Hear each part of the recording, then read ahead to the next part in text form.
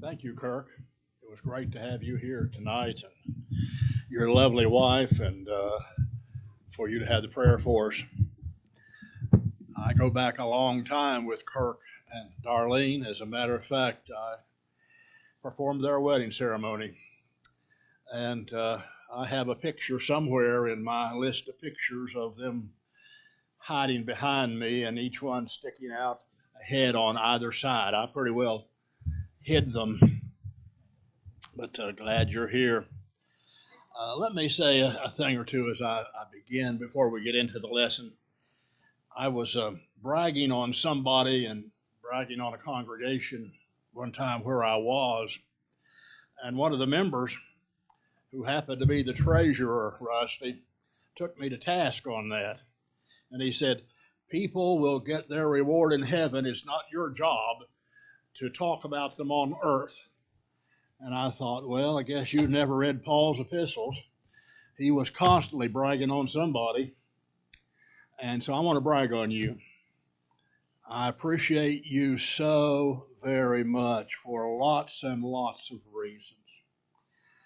I appreciate the fact that there's a transparency here, that you're real people, and you're not afraid to express how you feel, what's going on with you, to ask for prayers. Don't you think it's a beautiful thing that our children are writing prayer requests and ask us to remember their parents or their grandparents or somebody? I think that's just fantastic. It shows how very involved they are. And Kellen came up and said, what are you preaching about tonight? I said, about 25 minutes. He looked at me like, I don't get it. I do have another topic, Kellen, so hang in there, okay? And I also want to say that I think I saw this morning one of the most beautiful outpourings of genuine Christianity that I have seen in a long time. Some of you were not here. If you don't know what I'm talking about, that's perfectly all right. But for those of you who saw what happened, and people were surrounding one of our dear ladies who needs some help and encouragement and trying to help her in every way possible, and I thought, that's what it's about. That's better than any sermon I could preach. People are just back there practicing what we say we believe our Christian duty is. And so to all of you who are involved in that, I salute you and I thank you. And the guy who complained about me complimenting people won't do it here. He's dead. So that didn't come out just real well, did it? But he is. We are at number 10. Let me read the passage for you. The 10th commandment. It's from Exodus chapter 20 and verse 17. You shall not covet your neighbor's house. You shall not covet your neighbor's wife, nor his male servant, nor his female servant, nor his ox, nor his donkey, nor anything that is your neighbor's. I like that. Most of the other ones before this had been very short. You shall not lie, you shall not steal. But it seems that God, through Moses, wanted us to make sure we understood that there was a long list of things that we're not supposed to covet. If I had to put a positive spin on this, if I had to try to learn to say it in a positive way instead of a thou shalt not, we get turned off by those sometimes. But my positive spin would be, you shall learn to be content. Because contentment is the exact opposite of covetousness. Let's talk a little bit about this as we begin to think together. I think the 10 Commandments, and especially this 10th one, illustrates the fact that sin originates first of all in the heart before it ever gets out and goes anywhere else and does anything else. Sin always is born out of the heart. The Proverbs writer wrote it in chapter 23 and verse 7, as he thinks in his heart, so is he. Somebody said we may not be who we think we are, but what we think we are. And that's exactly right. What we think about is what we end up doing. That's what we end up being like. And so if you want to say what commandment expresses that the best, I would say the 10th commandment does. Stealing starts in the heart. Lying starts in the heart. Every one of the other commandments that we violate begins, first of all, in our heart by what we're thinking. Now, don't you think it's interesting here that God, through Moses, gives a list of things not to covet? He could have shortened this. Just like he said, don't lie, don't steal, he could have said, don't covet. End of it, period, done. But he doesn't. He said, what I mean by that is your neighbor's house. And I mean your neighbor's wife. And I mean your neighbor's servants, whether they are male or female. And I mean your neighbor's livestock. And I mean anything your neighbor has. Don't covet anything that your neighbor has. I think we are having someone trying to interpret what I'm saying. I think the breaking of this rule for living leads us to break the others because of the heart issue. Now, let's make sure we understand our terms. I said to Kellen when I finally told him what I was talking about, I said, I'm talking about don't covet. Do you know what it means to covet? He said, and he didn't really know what it meant to covet. Don't feel bad, Kellen. There are lots of big people in here who don't know what it means to covet either. So I'm going to try to explain exactly what it means to covet. If you get your dictionary out and you go over to the C's and go down to covet, it will say to want ardently or to enthusiastically desire. It means you really want something badly. You desire it with all of your being. Now, the Greek word, and I know you wanted to know this, and so I'm going to tell you, is epithumio. It's a compound word, as you might imagine. The epi part of it means to fix your attention, your desire upon something. The thumio part means with passion. And so it means that we look at something and we really, really, really want it badly.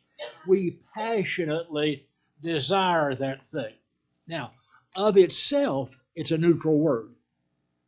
It's not a bad word. It's not always wrong to covet something. For instance, did you ever hear anybody say, we covet your prayers? And they're saying that things are kind of bad, maybe with somebody who is ill, seriously ill, and we really ardently want you to pray for us. We desire your prayers for us strongly. It's all right. That's a positive use of the word covet, and it's fine. However, most of the time when we use it with a negative bent. We're talking about coveting something, wanting something ardently that we really shouldn't have.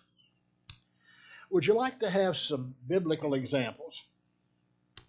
Let me give you a couple of examples from the Old Testament. And I think these show that one of the dangers of coveting is that sometimes you'll go to whatever extreme is necessary to get what you're coveting. There's a great story in 1 Kings chapter 21 about a man by the name of Naboth and Ahab. Who knows this story? Anybody know this story? Yeah, okay, some of you know this story. It's a great story. Ahab is king of Samaria. And Naboth owns a vineyard, and it's a mighty fine vineyard. And it's right out where Ahab can look on it. And he thinks, I really would like to have that vineyard.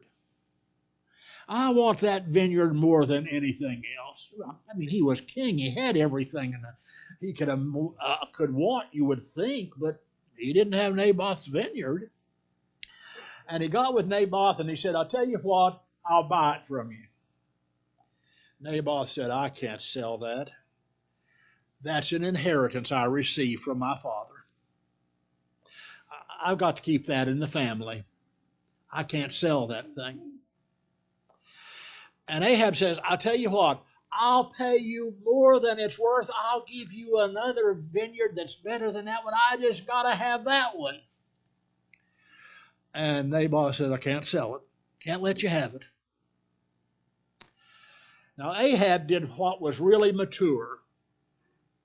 He went home, got on his bed, turned his face to the wall, wouldn't talk to anybody, and pouted. Now, can you imagine? We expect kids to do that, and some wives expect their husbands to do something like that. But here's the king. Enter the queen. You know what her name was?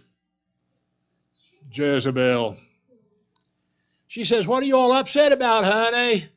He says, I can't have Naboth's vineyard. He won't sell it to me. She said, I'll take care of it. So she devises this plan where they would have a get-together, and she would get two lowlifes, one to sit on one side of him and one on the other side at this dinner, and they would come away saying, we swear that he blasphemed the king and the Lord. And it worked. And they took him outside the city and stoned him to death. And Jezebel says, ta-da! You can have his vineyard now. He's dead. Did he covet that vineyard? And how did he covet that vineyard? Did it lead to something as terrible as having an innocent man killed? Yes, it did. That's the danger of covetousness. When we want something we have no business having, and we'll end up doing whatever it is to get it, compromising our beliefs, putting ourselves and our families in jeopardy. I've got to have it, I've got to have it, I've got to have it.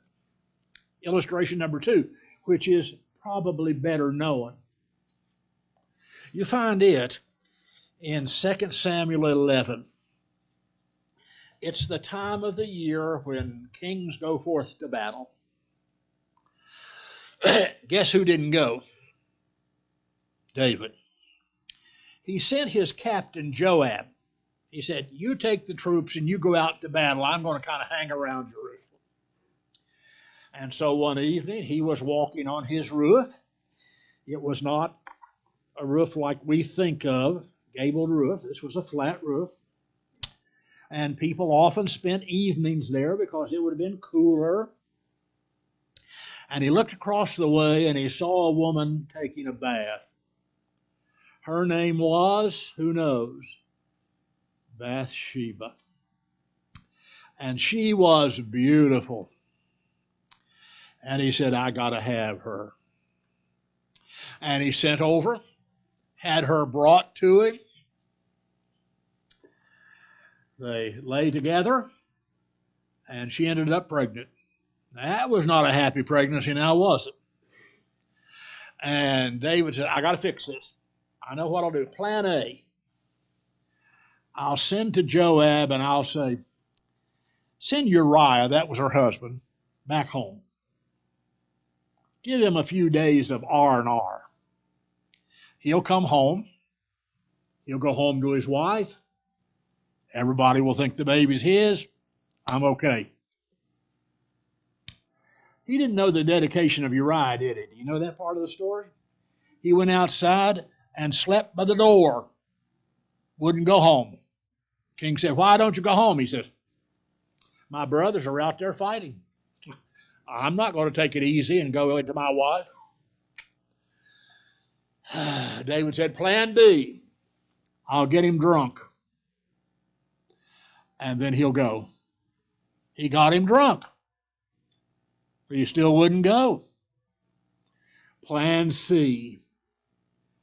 He said, I'm going to send you back to the army now, Uriah, and I'm going to give you this personal message with my stamp on it, and you take it and give it to Joab.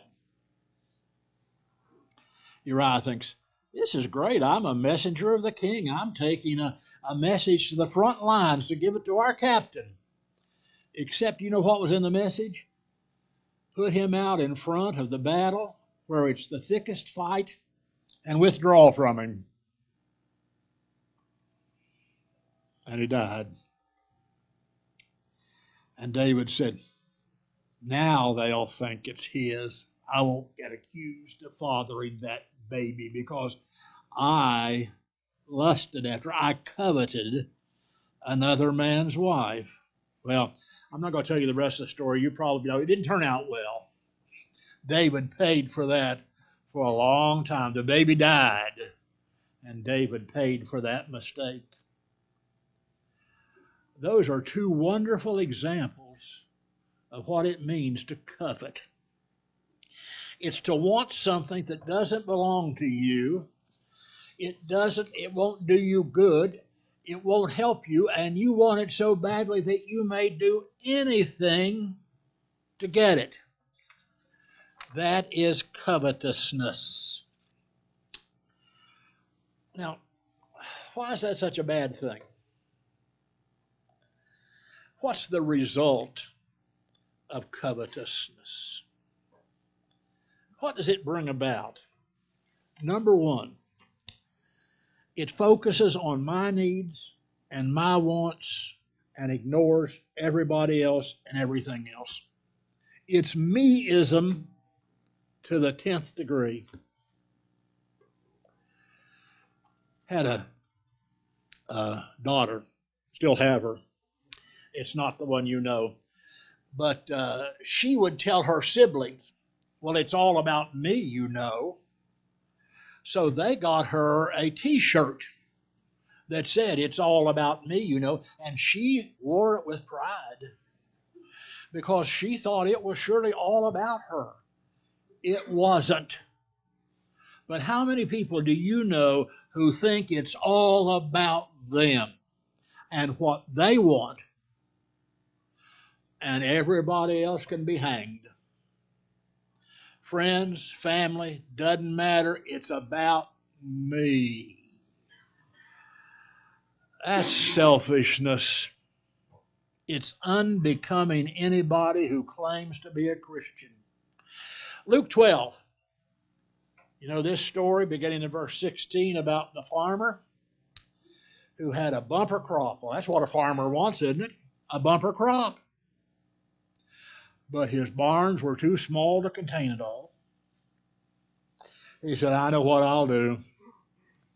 He said, I'll tear down my barns and build bigger ones. And I'll say to my soul, soul, take thine ease, eat, drink, and be merry. And God said, you're a fool. Now, I would not want to be called a fool by anybody, but if God calls me a fool, you can mark it down, I am. And that man was a fool. Why, there were other people he could have helped. Surely there were widows, surely there were orphans that could have received some of his bounty. And you know what he didn't do? One time he didn't say, thank you, God, for blessing me. He just said, I have much goods made up for many years. I will say to my soul, take thine ease, eat, drink, and be merry. It was all about him. God called him a fool, and he said, this night your soul will be required of you. When we covet, we make it all about me, my wants, my wishes, what I want to have, and I'll go to any extent. Doesn't matter who gets hurt in the process.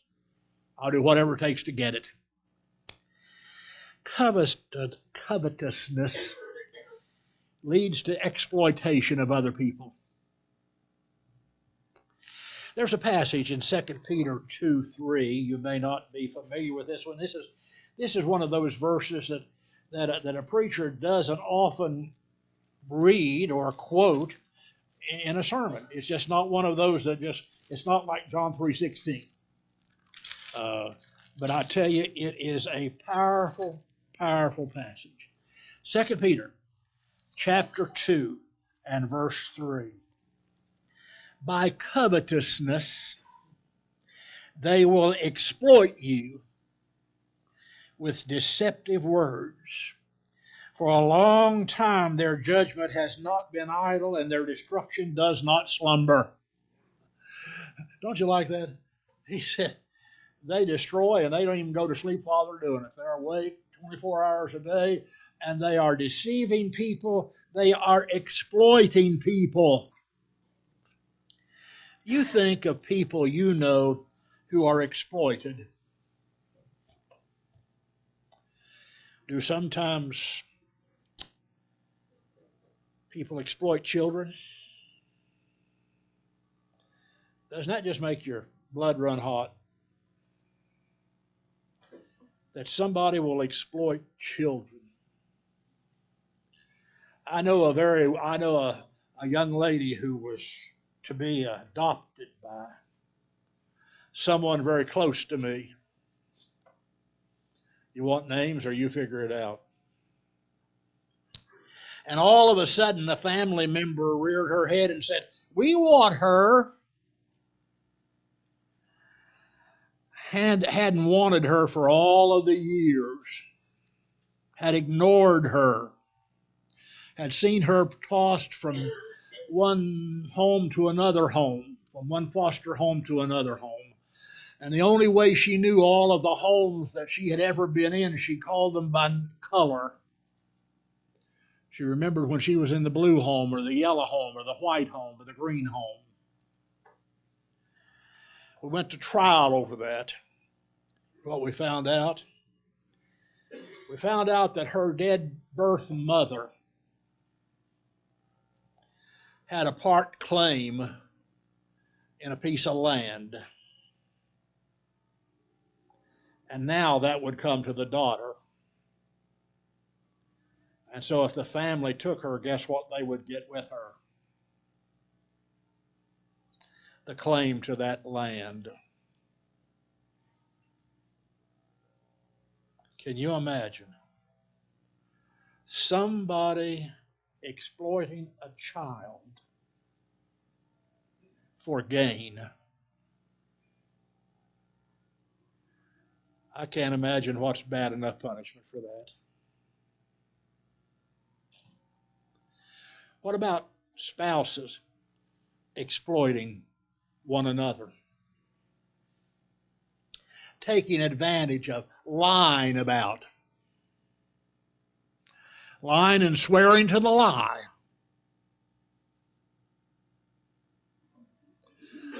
What about children exploiting their parents? I feel ever so strongly that our parents took care of us. And it's our responsibility, if they stand in need of being taken care of, to take care of them.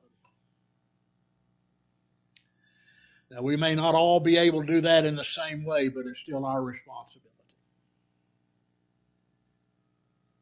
And I don't believe it's anybody else. I don't believe it's the government's responsibility. I believe as a child I had a responsibility to my dad. As a child, Sierra had a responsibility to her mother. We kept them in our home until we absolutely could not any longer. And put them in special care so that they could receive what they needed. But a man who will not take care of his family, and that includes his parents, is worse than an unbeliever, Paul said in writing to Timothy. What about people who exploit other races? I don't know if you know it or not, but if you want to get my hackles up, be a racist. I do not abide that. I want you to know that you'll never meet anybody of any color that Jesus didn't die for, or that God doesn't love. And sometimes we exploit people because they are different than we are racially. And we use the epithets. I would say, I hope nobody heard me say that. But they and them and those people thought they were human beings. Thought that God loved them as much as he does me. Thought they were made in his image just like I am. And what about when we do that as far as sexism is concerned? It's easy for guys to crack jokes about their wives. You know how soon that gets old if you're a wife? Pretty quickly. I had to be told one time, quit doing that in the pulpit. And I got it. That doesn't mean I don't tell stories about my family, because they're the stories that I know and they illustrate things so well. But I think you have to be careful that you don't exploit women. I think it's a shame personally that a man and a woman can do the same job and a woman gets less pay than a man does. What's wrong with that? Everything. It's sexism. But people who hire exploit women. Sometimes husbands exploit women. You know the old story, he's done quit preaching and gone to meddling? Preachers occasionally need to do that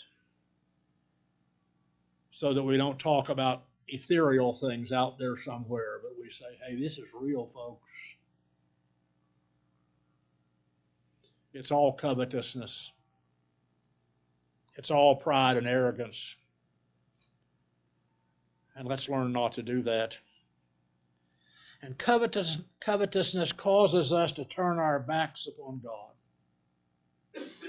If it's all about me, you know who I don't need in my life? I don't need God, because I got it all under control. I'm the puppet master. I'm pulling enough strings here that I got everybody dancing to my tune, doing what I want them to do. And I don't need God.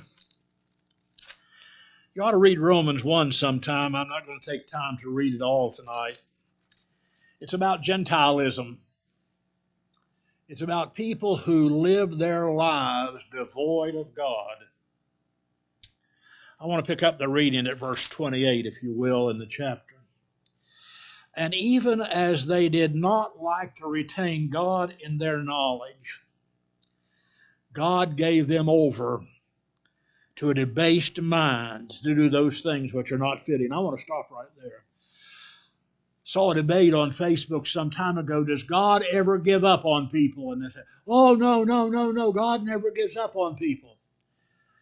And even as they did not like to retain God in their knowledge, God gave them over to a debased mind to do the things which are not fitting. Yes, you can go so far that God says you're too far. And until you put me back in your mind, there's not a thing in the world I can do for you. Being filled with all unrighteousness and sexual immorality, wickedness. You know what the next word is? If you got your Bible open, you know it's covetousness. Maliciousness, full of envy, murder, strife, deceit, evil-minded. They are whisperers, and the list goes on. But in the midst of all of that stuff, you know what's in there? Covetousness. That I want it, gotta have it, don't care what I have to do to get it. Lie, cheat, steal, whatever. I'll do it. Covetousness, folks, is serious business. Well, what's the opposite of covetousness? Learn to be content. Contentment. I've heard all my life that contented cows give more milk. I don't know. I milked a few cows in my life by hand, by the way, and was pretty good at hitting the cat over in the corner where we were milking, and some of you don't know what that means unless you've milked by hand out behind the barn someplace. But I tell you what, I know true happiness comes from contentment. We live better lives when we're content. Now, I want you to know that contentment does not mean that I'm satisfied with how things are, whatever they are. Que sera, sera, whatever will be, will be. That's not contentment. Contentment is saying, I'm not where I want to be yet. I'm working on getting there. But until I get there, I'll work on where I am and learn to be content. Had a fellow come in to talk with me. He was all kind of upset, as are people frequently when they come in to talk to me. And there were two things that he was upset about. One was his car and the other was his tennis shoes. Now, I couldn't make this up. Could not make this up. He had an old car that didn't look too good and had a lot of miles on it. He wanted a new one. He couldn't have one because he had too many responsibilities to his family. The other, he couldn't even afford the new pair of tennis shoes. And a new special kind had come out and he couldn't afford to get them. And I wanted to say, really? That's your life. And that's what you're about, a better car and a new pair of tennis shoes. You got a wife and children who love you. Man up and learn to work hard, and then maybe you can afford a better car and a pair of tennis shoes. How do you deal with somebody like that? What do you say? Well, it didn't work. I'll tell you, whatever I said, it didn't work. What we need to learn to do to be content is, first of all, trust God. He's got it. He's in charge. Put first things first.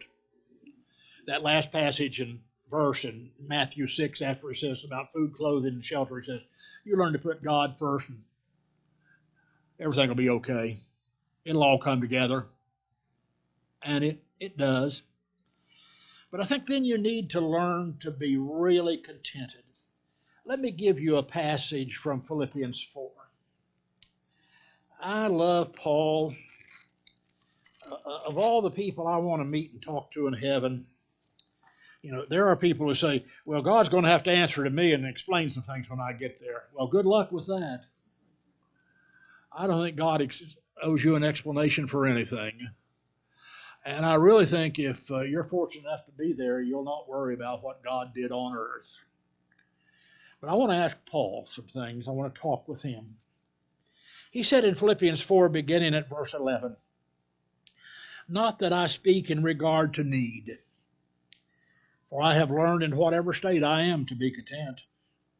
I know how to be abased and I know how to abound. Everywhere in all things I have learned both to be full and to be hungry, both to abound and to suffer need. I can do all things through Christ who strengthens me. My, how we use that last verse. I can do all things through Christ which strengthens me, and we just take that all out of context and apply it to whatever we want to apply it to. You know what Paul applied it to? I can be content. Well, Paul, how can you be content? Lord's with me. I know how to be hungry and I know how to be full. I know how when I need stuff and I know when I abound in stuff. And I can do it because of Him, not because of me. I love that. And I think the lesson for us is if we want to learn to be content, we've got to make sure we have the Lord in our lives. We won't covet our neighbor's house or his wife or his manservant or his woman servant or his car or his tennis shoes or anything else that he has. And we'll just say, I'm okay. The Lord's with me. Well, here's the conclusion, the final word.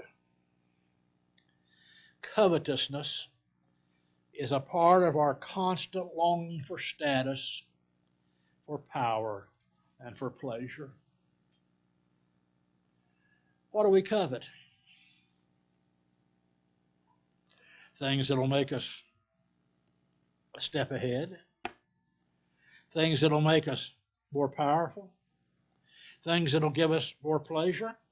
We don't covet things that are going to hurt us. We covet things that'll just, we think, make us better. And contentment, by contrast, allows us to live a quality life that brings peace. Paul said, now godliness with contentment is great gain. And it is. Godliness with contentment is great gain. Well, you know,